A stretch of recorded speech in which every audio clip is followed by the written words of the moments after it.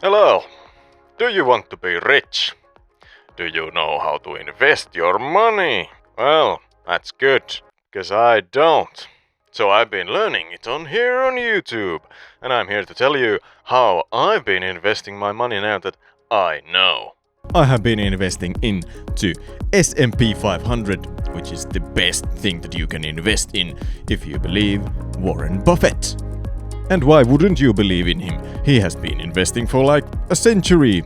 So, best investment is a bit boring. Maybe I should have gone with Tesla, for example, or Bitcoin. We'll check them out and compare for the last 6 months, because that's how long I've been investing into the S&P 500, which is a really short time for investing. I have one last investment advice at the end that you don't want to miss, because that is the best thing that you can invest in. I promise you. Is it NFTs? No, it is not, unfortunately. This is what I've been investing into. It is called iShares Core S&P 500 UCITS ETF USD AC.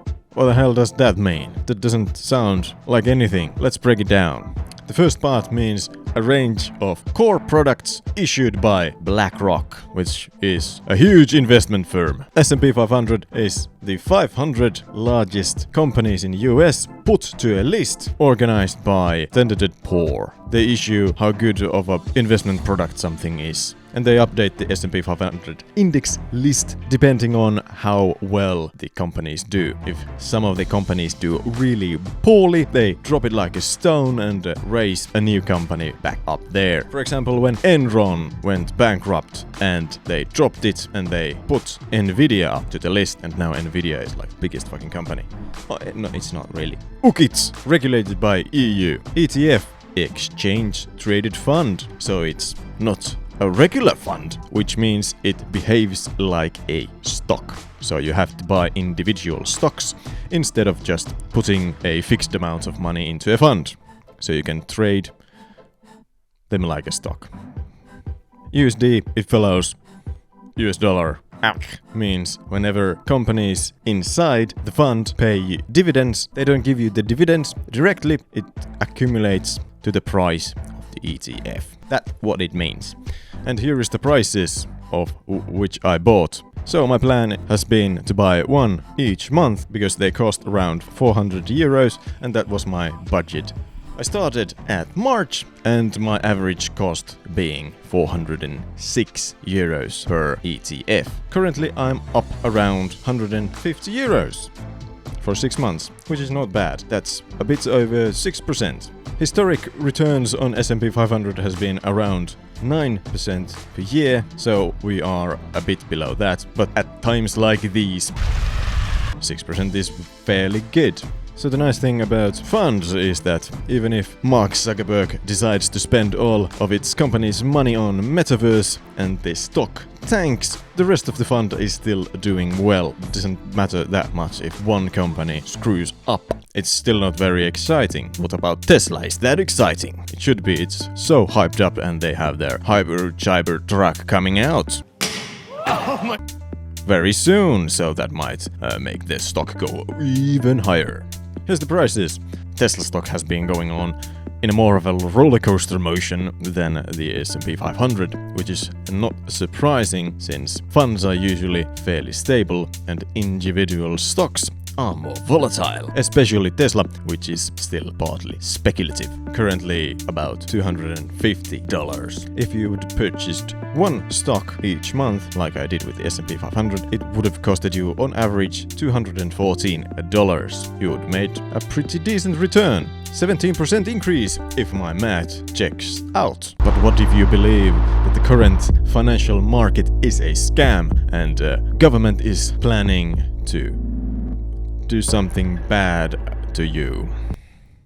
That's like the crypto narrative. So you want to invest in Bitcoin with real money and you track the value of Bitcoin with real money, which is funny. You can see the prices of Bitcoin starts pretty low, goes really far up, and then comes back down a bit. The average price would have been 24,983 euros.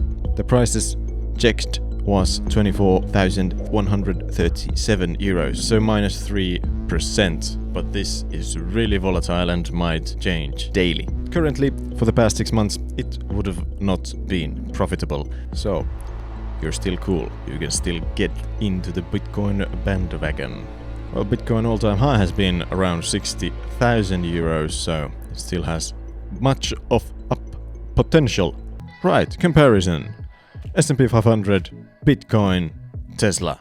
And Tesla would have been the best for the past 6 months. Might not be in the future.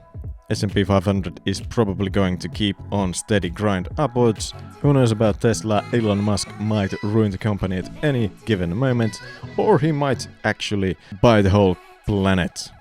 And the Bitcoin remains a very speculative asset. Then we have left the final one that I left out of this, because it's hard to measure with money. And the last thing is investing in yourself. Your education and your health is the most important thing. Physical health, mental health, how well you take care of yourself, what you can do, and how well you can do it.